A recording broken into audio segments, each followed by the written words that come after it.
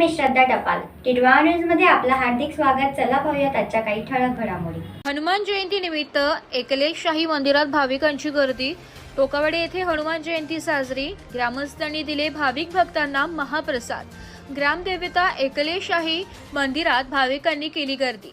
कल्याणनगर हायवेवर असणारे प्रसिद्ध गाव टोकावाडी येथे पुरातन काळापासून जंगलात जमीनमधून प्रकट झालेली आई एकलेशाही मंदिरात देवीच्या दर्शनासाठी गावातील व परिसरातील ग्रामस्थ दरवर्षी मोठ्या संख्येने येत असतात.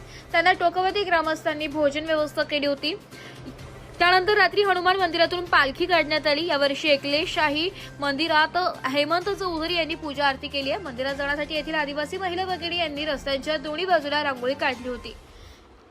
टिटवाळा न्यूजसाठी प्रतिनिधी राजेश भांगे, मुरबाड. तर या होत्या आजच्या काही ठळक घडामोडी. उद्या पुन्हा भेटू याच ठिकाणी.